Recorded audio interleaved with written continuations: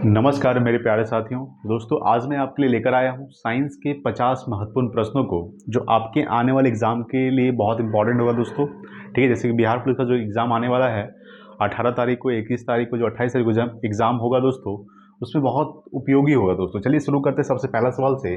तो आज का सबसे पहला सवाल आपके सामने है कि विटामिन सी का सर्वोत्तम स्रोत क्या है दोस्तों। तो विटामिन सी का जो सर्वोत्तम स्रोत होता है वह दोस्तों आंवला। क्या है? आंवला जो है ये विटामिन सी का सर्वोत्तम स्रोत माना जाता है।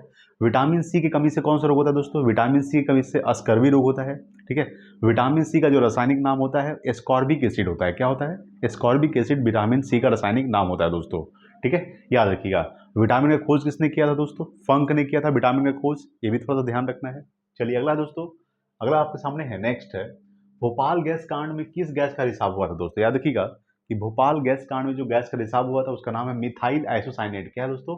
मिथाइल आइसोसाइनेट, जो 1984 में लीकेज हुआ था। कब हुआ था? 1984 में।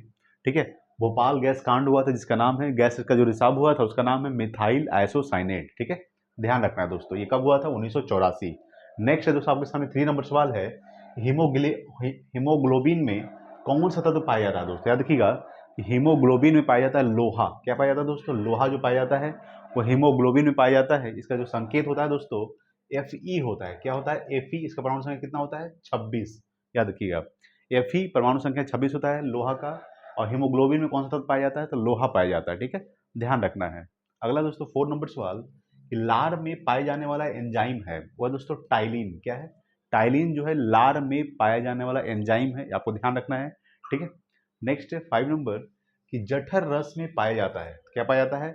हाइड्रोक्लोरिक अम्ल पाया जाता है, HCl। याद रखिएगा, HCl हाइड्रोक्लोरिक अम्ल। ठीक है, किसमें पाया जाता है? जठर रस में पाया जाता है हाइड्रोक्लोरिक अम्ल यानी कि HCl। ठीक है, नेक्स्ट दोस्तों आपके सामने 6 नंबर सवाल है कि विटामिन ए का सर्वोत्तम स्रोत क्या है दोस्तों? तो विटामिन ए का जो सर्वोत्तम स्रोत माना जाता है वो गाजर को माना जाता है। किसको माना जाता है? गाजर जो है ये विटामिन ए का सबसे सर्वोत्तम स्रोत माना जाता है। विटामिन ए की कमी से कौन सा रोग होता है? तो विटामिन ए की कमी से रतौंधी होता है दोस्तों। विटामिन ए के अगर बात करेंगे, विटामिन ए का सर्वोत्तम स्रोत गाजर को माना जाता है। विटामिन ए की कमी से याद रखिएगा दोस्तों, विटामिन ए की कमी से कौन सा होता है? रतौंधी होता है। ठीक है, अगर बात करेंगे कि विटामिन ए का रासायनिक नाम क्या होता है, तो विटामिन ए का जो रासायनिक नाम होता है रेटिनॉल होता है। क्या होता है? रेटिनॉल विटामिन ए का रासायनिक नाम होता है। ठीक है, ध्यान रखिएगा दोस्तों। चलिए अगला सवाल देखते हैं। अगला आपके सामने क्या कह रहा है दोस्तों? नेक्स्ट है 7 नंबर सवाल, देखिएगा। ठीक है, 7 नंबर सवाल कह रहा है दोस्तों आपके सामने कि मछलियां, ठीक है, मछलियां सांस कहाँ से लेती है दोस्तों? ये गिल्स से लेती है। कहाँ से लेती है? मछलियां जो सांस लेती है कहाँ से लेती है? गिल्स से लेती है, आपको ध्यान रखना है। अगला दोस्तों 8 नंबर सवाल है कि थायरॉक्सिन हार्मोन कहाँ से स्रावित होता है? तो थायराइड ग्रंथि से होता है दोस्तों। ठीक है, याद रखिएगा, थायरॉक्सिन जो हार्मोन होता है दोस्तों, ये कहाँ से स्रावित होता है दोस्तों? तो ये थायराइड ग्रंथि से होता है, आपको ध्यान रखना है। नेक्स्ट दोस्तों 9 नंबर सवाल है, पिट्यूटरी ग्रंथि कहाँ पाई जाती है? तो दोस्तों मस्तिष्क में पाई जाती है। ठीक है, याद रखिएगा, पिट्यूटरी जो ग्रंथि है ये मेन रूप से कहाँ पाई जाती है? ये मस्तिष्क में पाई जाती है, पिट्यूटरी ग्रंथि। नेक्स्ट है दोस्तों अगला सवाल 10 नंबर सवाल आपके सामने है कि इंसुलिन शरीर में किसके द्वारा बनती है? तो दोस्तों अग्नाशय के द्वारा बनती है। ठीक है, इंसुलिन जो है शरीर में किसके द्वारा बनती है दोस्तों? अग्नाशय अग्नाशय के द्वारा बनती है। ठीक है, ध्यान रखिएगा। इंसुलिन की कमी से कौन सा रोग होता है दोस्तों? याद रखिएगा, इंसुलिन की कमी से मधुमेह रोग होता है। कौन सा रोग होता है? डायबिटीज जिसको बोलते हैं दोस्तों। ठीक है, नेक्स्ट दोस्तों 11 नंबर सवाल आपके सामने है कि रक्त कणिकाओं का निर्माण कहाँ होता है? तो अस्थि मज्जा में होता है दोस्तों। कहाँ होता है? अस्थि मज्जा में रक्त कणिकाओं का निर्माण होता है, अस्थि मज्जा। ठीक है, नेक्स्ट दोस्तों 12 नंबर सवाल आपके सामने है, कवकों का अध्ययन क्या कहलाता है? तो कवक का अध्ययन दोस्तों माइकोलॉजी कहलाता है, याद रखिएगा। ठीक है, अगर बात करेंगे शैवाल का अध्ययन दोस्तों फाइकोलॉजी कहलाता है। ठीक है, कोशिका का अध्ययन दोस्तों साइटोलॉजी कहलाता है। ठीक है, उसी तरह से कवकों का जो अध्ययन है वो कहा जाता है माइकोलॉजी। ठीक है, ध्यान रखना है दोस्तों। चलिए नेक्स्ट सवाल देखते हैं दोस्तों आपके सामने। अगला है आपके सामने, नेक्स्ट देखिएगा 13 नंबर सवाल। देखिए दोस्तों क्या कह रहा है। 13 नंबर सवाल कह रहा है आपके सामने कि हड्डियों में मुख्यतः क्या पाया जाता है? ठीक है, हड्डियों में मुख्यतः क्या पाया जाता है दोस्तों? हड्डियों में तो कैल्शियम और फॉस्फेट पाया जाता है। ठीक है, याद रखिएगा, हड्डियों में मुख्यतः जो पाया जाता है वो कैल्शियम और फॉस्फेट पाया जाता है। ठीक है, अगर बात करेंगे, नेक्स्ट है आपके सामने 14 नंबर सवाल है, किसके इलाज में कीमोथेरेपी का उपयोग किया जाता है? यानी किसके इलाज में, किस रोग के इलाज में कीमियोथेरेपी को उपयोग किया जाता है दोस्तों? तो कैंसर के इलाज में। ठीक है, याद रखिएगा, कैंसर के इलाज में दोस्तों लाइट कट गया दोस्तों। ठीक है, देखिए हम नहीं दिख रहे होंगे दोस्तों, बोर्ड दिख रहा होगा। यहाँ पे सवाल देखते हैं कि किसके इलाज में कीमियोथेरेपी का उपयोग किया जाता है, तो कैंसर के इलाज में कीमियोथेरेपी का उपयोग किया जाता है। अगर हम बात करेंगे 50 नंबर है कि मानव नेत्र की दूरदृष्टि को क्या कहा जाता है दोस्तों, तो मानव नेत्र की दूरदृष्टि को हाइपरमेट्रोपिया कहा जाता है। क्या कहा जाता है? हाइपरमेट्रोपिया। मानव नेत्र की दूरदृष्टि को क्या कहा जाता है? हाइपरमेट्रोपिया। ठीक है। नेक्स्ट है 16 नंबर आपके सामने है कि शरीर में सबसे मजबूत हड्डी कौन सी हड्डी है, तो याद रखिएगा कि शरीर में सबसे मजबूत हड्डी जो होती है दोस्तों वो जबड़े की हड्डी होती है। याद रखिएगा, जबड़े की जो हड्डी होती है वो शरीर में सबसे मजबूत हड्डी होती है, ये आपको ध्यान रखना है। नेक्स्ट है 17 नंबर सवाल आपके सामने है, लाल रक्त कणिकाओं का जीवन काल होता है 120 दिन होता है दोस्तों। ठीक है, याद रखिएगा, यानी कि आरबीसी का जीवन काल। ठीक है, आरबीसी का जो जीवन काल होता है याद रखिएगा 120 दिन होता है। ठीक है, आरबीसी का जीवन काल कितना होता है दोस्तों? 120 दिन होता है। अगर डब्ल्यूबीसी की बात करें, डब्ल्यूबीसी का जो जीवन काल होता है वो 1 से 4 दिन का होता है, यानी कि रेड ब्लड सेल। आरबीसी का पूर्ण फॉर्म क्या होता है? रेड ब्लड सेल दोस्तों। डब्ल्यूबीसी का व्हाइट ब्लड सेल होता है। ठीक है, याद रखिएगा। तो लाल रक्त कणिकाओं का जीवन काल होता है दोस्तों 120 दिन होता है, ये आपको ध्यान रखना है। ठीक है, अगला दोस्तों 18 नंबर सवाल आपके सामने है कि ट्रेकोमा एवं ग्लूकोमा रोग संबंधित है दोस्तों। किससे संबंधित है? ये आंख से संबंधित है। ठीक है, ट्रेकोमा एवं ग्लूकोमा जो रोग संबंधित है, किससे संबंधित है? आंख से संबंधित है दोस्तों। ठीक है, ये आपको थोड़ा सा ध्यान रखना है। नेक्स्ट देखते हैं दोस्तों आपके सामने। नेक्स्ट देखिएगा क्या सवाल है, 19 नंबर सवाल देखिएगा। ठीक है दोस्तों, देखिए दोस्तों 19 नंबर सवाल आपके सामने क्या कह रहा है। 19 है कि पीत कहाँ पाया जाता है, पीत कहाँ उत्पन्न होता है दोस्तों? यकृत में होता है। ठीक है, याद रखिएगा, पीत जो होता है, ठीक है, इसको इंग्लिश में बाइल बोलते हैं। ठीक है, वो कहाँ उत्पन्न होता है? यकृत में होता है। ठीक है, लीवर में। अगला दोस्तों 20 नंबर सवाल है कि शरीर की सबसे बड़ी कोशिका होती है, तंत्रिका तंत्र होता है दोस्तों। ठीक है, अगर बात करेंगे शरीर की सबसे बड़ी कोशिका होती है तंत्रिका तंत्र। कोशिका का अध्ययन क्या कहा था दोस्तों? बताए थे कि कोशिका का अध्ययन जो है साइटोलॉजी कहा जाता है। ठीक है, याद रखिएगा। कोशिका का खोज अगर हम बात किसने किया था दोस्तों, तो कोशिका का खोज किया था, मृत कोशिका खोज किए थे रॉबर्ट हुक ने। ठीक है, याद रखिएगा, मृत कोशिका खोज किसने किया था? रॉबर्ट हुक ने किया था दोस्तों। ठीक है, 1665 में किया था दोस्तों। ठीक है, याद रखिएगा। अगला दोस्तों आपके सामने 21 नंबर सवाल है कि हाइड्रोफोबिया संबंधित है दोस्तों, कुत्ते के काटने से संबंधित है, याद रखिएगा। ठीक है, कुत्ते के काटने से हाइड्रोफोबिया संबंधित है, कुत्ते के काटने से। ठीक है, याद रखिएगा दोस्तों। अगला दोस्तों 22 नंबर सवाल आपके सामने है कि वायरोलॉजी संबंधित है दोस्तों, तो विषाणु के अध्ययन से। ठीक है, याद रखिएगा, विषाणु के अध्ययन से संबंधित है वायरोलॉजी। ठीक है, याद रखिएगा कि विषाणु के अध्ययन से संबंधित है वायरोलॉजी, याद रखिएगा दोस्तों, यानी कि वायरस। ठीक है दोस्तों। अगला दोस्तों 23 नंबर सवाल आपके सामने है, किस रोग में खून का थक्का नहीं जमता है, तो हीमोफीलिया रोग में। ठीक है, याद रखिएगा, हीमोफीलिया रोग में जो होता है वो खून का थक्का नहीं जमता है, ये आपको ध्यान रखना है। ठीक है, हीमोफीलिया रोग में खून का थक्का नहीं जमता है। 24 नंबर सवाल आपके सामने दोस्तों कि जितनी ऊंचाई आवाज उतनी ही ऊंचाई होगी उसकी आवृत्ति। ठीक है, यानी जितनी आवाज, जितनी जितनी ऊंची उसकी आवाज होगी उतनी ही ऊंची उसकी क्या होगी दोस्तों? आवृत्ति होगी, यानी फ्रिक्वेंसी होगी। ठीक है, ये आपको ध्यान रखना है। नेक्स्ट देखते हैं दोस्तों, आपका अगला सवाल देखिएगा। ठीक है, नेक्स्ट है दोस्तों 25 नंबर सवाल देखिए। 25 नंबर सवाल कह रहा है आपका चांदी का रासायनिक प्रतीक क्या होता है दोस्तों? देखिए, अगर हम बात करेंगे चांदी का जो संकेत होता है दोस्तों, चांदी का वो एजी होता है। क्या होता है? एजी। ठीक है, इसका जो परमाणु संख्या 47 होता है। कितना होता है? 47। सोना का संकेत क्या होता है दोस्तों? एयू होता है। इसका संकेत होता है दोस्तों, याद रखिएगा, 79 होता है। ठीक है, आज एचजी का करेंगे, पारा का दोस्तों 80 होता है। ठीक है, ये थोड़ा सा ध्यान रखिएगा। अगर बात करेंगे कि चांदी का रासायनिक प्रतीक क्या है दोस्तों, एजी होता है। परमाणु संख्या कितना होता है? 47 होता है दोस्तों। अगर बात करेंगे 26 नंबर सवाल, 26 नंबर सवाल है कि क्लोरोफॉर्म बनाने के लिए क्या उपयोग में लाया जाता है? याद रखिएगा दोस्तों, इथिलीन का उपयोग किया जाता है। ठीक है, इथिलीन, यानी क्लोरोफॉर्म बनाने के लिए क्या उपयोग में लाया जाता है? इथिलीन उपयोग में लाया जाता है। नेक्स्ट है 27 नंबर सवाल, मानव का सामान्य शरीर तापमान कितना होता है दोस्तों? तो 37 डिग्री सेल्सियस होता है दोस्तों। नॉर्मल जो टेम्परेचर होता है मनुष्य के शरीर का कितना होता है? 37 डिग्री सेल्सियस होता है, ये आपको ध्यान रखना है। ठीक है, चलिए नेक्स्ट सवाल देखते हैं दोस्तों। अगला सवाल आपके सामने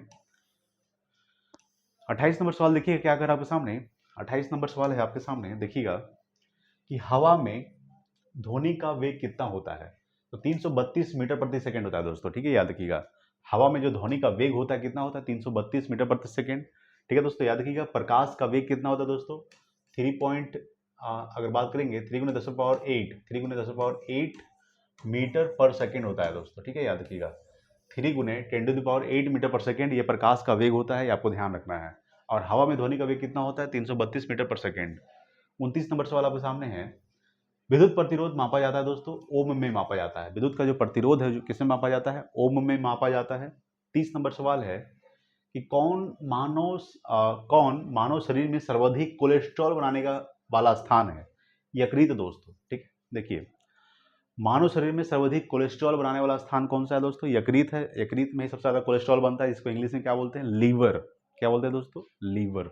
अगला है दोस्तों 31 नंबर सवाल आपके सामने है, किसकी कमी से व्यक्ति को घेंघा रोग हो जाता है, तो आयोडीन की कमी से। ठीक है, आयोडीन की कमी से व्यक्ति को घेंघा रोग हो जाता है दोस्तों, ये आपको ध्यान रखना है। ठीक है, अगला दोस्तों 32 नंबर सवाल है कि एक्सरे का खोज किसने किया था, तो रॉन्टजेन ने किए थे। ठीक है, एक्सरे का खोज किसने किए थे, रॉन्टजेन ने किए थे एक्सरे का खोज। नेक्स्ट है दोस्तों 33 नंबर सवाल है, एक मिनट में कितनी बार सांस लेते हैं, तो 16 से 18 बार। ठीक है, याद रखिएगा कि एक व्यक्ति जो है एक मिनट में 16 से 18 बार नॉर्मली सांस ले सकता है दोस्तों। ठीक है, बहुत इजी सवाल है दोस्तों, इसको थोड़ा सा आप देख लीजिएगा। ठीक है, चलिए नेक्स्ट सवाल देखते हैं। अगला अगला आपके सामने दोस्तों 34 नंबर सवाल देखिएगा। ठीक है, देखिए दोस्तों 34 नंबर सवाल आपके सामने क्या कह रहा है, किसे एक्स किरणें पार नहीं कर सकती, तो अस्थि को यानी हड्डी को एक्स किरण पार नहीं कर सकता दोस्तों। और एक्स किरण का खोज किसने किया था, रॉन्टजेन ने किया था। ठीक है, अगला दोस्तों 35 नंबर सवाल आपके सामने है कि मानव शरीर की सबसे छोटी हड्डी कौन सी है, वो है दोस्तों स्टेपस, यानी कान में जो छोटी हड्डी होती है वो कान की हड्डी होती है, उसका नाम क्या है दोस्तों, स्टेपस। यानी मानव शरीर की सबसे छोटी हड्डी स्टेपस जो कान में होती है दोस्तों। 36 नंबर सवाल आपके सामने है, आत्महत्या की थैली किसे कहा जाता है दोस्तों, तो लाइसोसोम को आत्महत्या की थैली कहा जाता है, याद रखिएगा लाइसोसोम को आत्महत्या की थैली कहा जाता है। ठीक है, powerhouse of the cell यानी कि कोशिका का शक्तिगिरी किसे कहा जाता है, तो माइटोकॉन्ड्रिया को powerhouse of the cell कहा जाता है, ये आपको ध्यान रखना है। ठीक है, और लाइसोसोम को आत्महत्या की थैली कहा जाता है दोस्तों। ठीक है, और प्रोटीन की फैक्ट्री किसे कहा जाता है, तो राइबोसोम को प्रोटीन की फैक्ट्री कहा जाता है। नेक्स्ट है 37 नंबर सवाल, यहाँ पे दिया हुआ है कि प्रोटीन की फैक्ट्री किसे कहा जाता है, तो राइबोसोम को प्रोटीन की फैक्ट्री कहा जाता है। ठीक है, ध्यान रखिएगा। चलिए नेक्स्ट देखते हैं अगला सवाल। अगला आपके सामने है 38 नंबर सवाल देखिएगा। ठीक है, 38 नंबर सवाल कह रहा है कि मनुष्य में जो लिंग निर्धारण होता है दोस्तों, ठीक है, मनुष्य में जो लिंग निर्धारण होता है पुरुष के क्रोमोसोम पर होता है। ठीक है, याद रखिएगा मनुष्य में जो लिंग निर्धारण किया जाता है वो पुरुष के क्रोमोसोम पर उसका लिंग निर्धारण होता है। अगला है 39 नंबर कि शरीर में मांसपेशियों की संख्या कितनी होती है, तो लगभग 639 होती है। ठीक है, शरीर में जो मांसपेशियों की जो संख्या होती है लगभग 639 के आसपास होती है।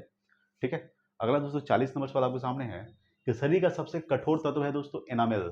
ठीक है, याद रखिएगा शरीर का जो सबसे कठोर तत्व क्या है दोस्तों, एनामेल जो है शरीर का सबसे कठोर तत्व है। अगला दोस्तों 41 नंबर सवाल 41 है कि संसार का सबसे बड़ा पक्षी कौन सा पक्षी है, तो शुतुरमुर्ग जो है दोस्तों ये संसार का सबसे बड़ा पक्षी है। ठीक है, याद रखिएगा। अगला दोस्तों 42 नंबर सवाल देखिएगा आपके सामने क्या कह रहा है कि मानव खोपड़ी में कुल कितनी हड्डी होती है, तो दोस्तों 8 हड्डी होती है। ठीक है, अगर हम बात करेंगे कि मुंडी जो होता है दोस्तों ये टोटल 29 हड्डी होती है।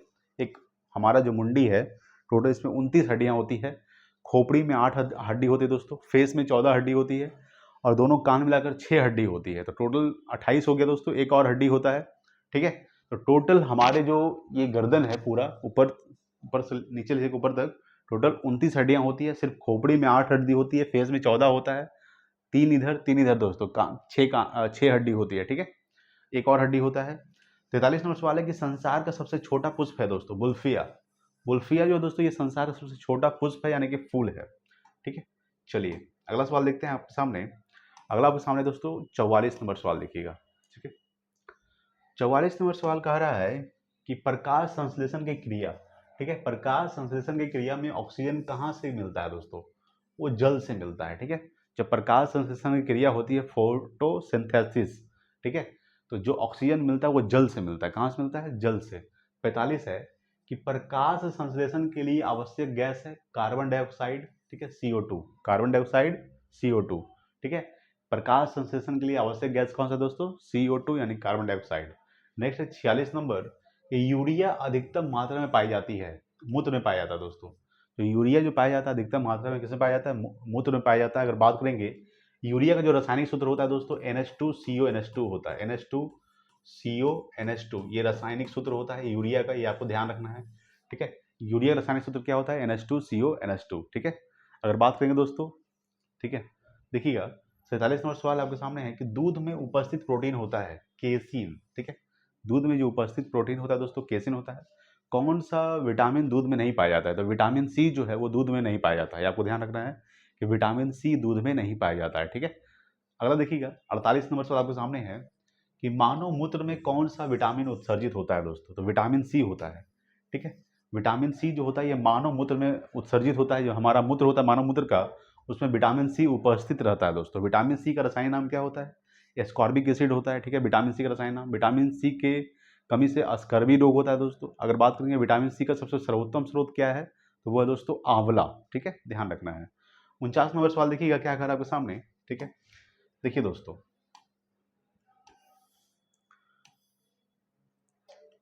49 नंबर सवाल आपके सामने है दोस्तों, ठीक है। देखिएगा,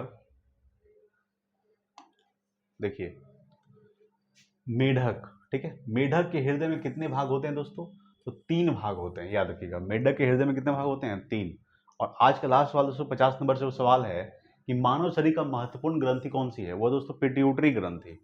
पिट्यूटरी ग्रंथि जो ये दोस्तों ये मानव शरीर का सबसे महत्वपूर्ण ग्रंथि है, ये आपको ध्यान रखना दोस्तों, ठीक है।